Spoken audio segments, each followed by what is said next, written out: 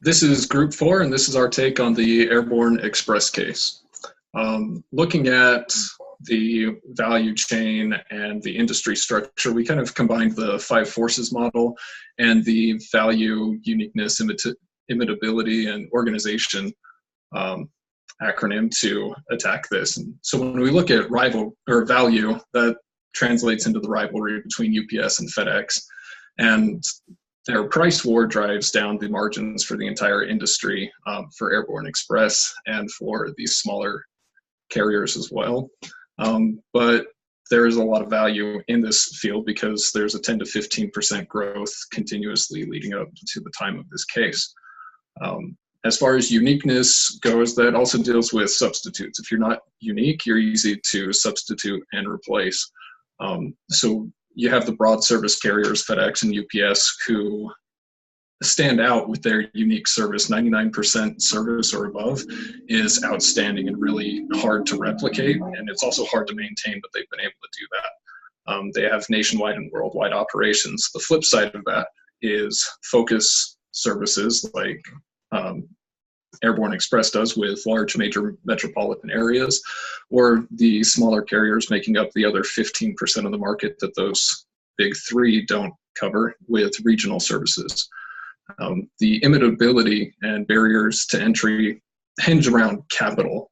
Airplanes are expensive. Land to build a sorting facility and shipment facilities is very expensive, which is why there are only a few companies at the top who do the volume that FedEx and UPS carry.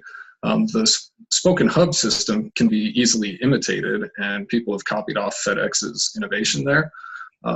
They are also able to watch and learn. Airborne Express does a great job of watch and learn. They see what works for UPS and what doesn't work for FedEx, and then they learn from that and save costs that way. They also buy used airplanes.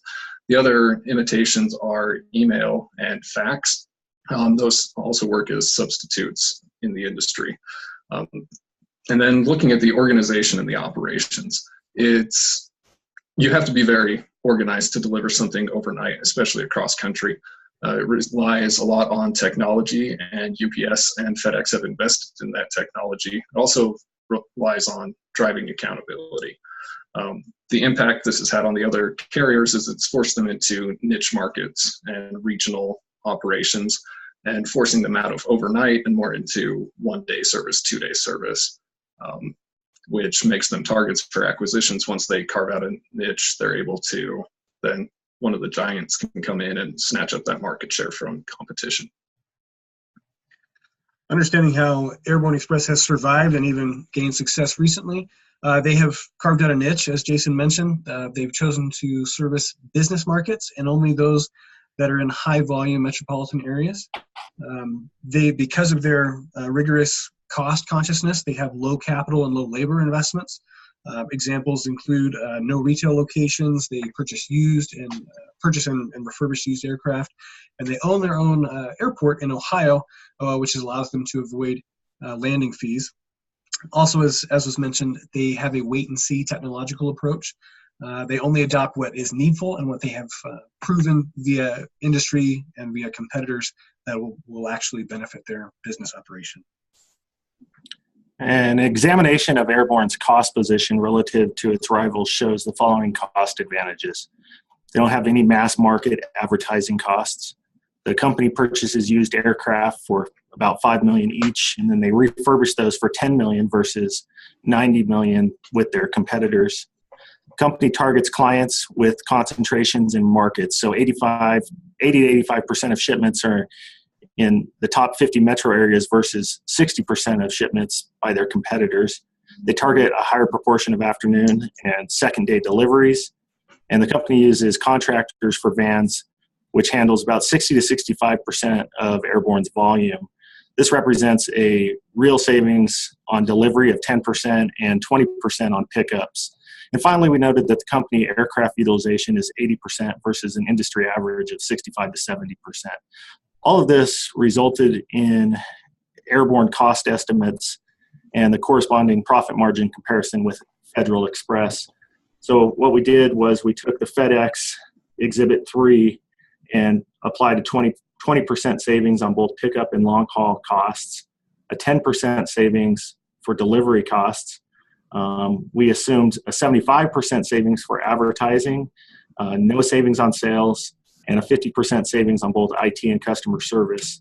And then finally, a 25% savings on overhead, resulting in a $6.40 per letter cost structure versus FedEx of $8.55. When we apply this to a volume discount price of $9, this results in a margin for Airborne of 29% per overnight letter versus 5% for FedEx. Considering the strategies for strengthening their position going forward, we consider these items here, specifically around forming a strategic alliance with larger firms. They've done this with Roadway, but there's potentially opportunities for additional alliances. They could also consider maybe setting themselves up as an acquisition target, or even exploring an opportunity to merge with a smaller alike-sized firm, for instance, DHL, and then also securing a sizable domestic corporate account, Walmart or maybe Sam's Club, something domestic here that would be compatible with their business strategy. Also, with their low-cost service providing services, they can consider a brokerage relationship where they're going away from assets and maintaining a low-cost structure and using contractors, but maybe through a 3PL or a third-party logistics provider.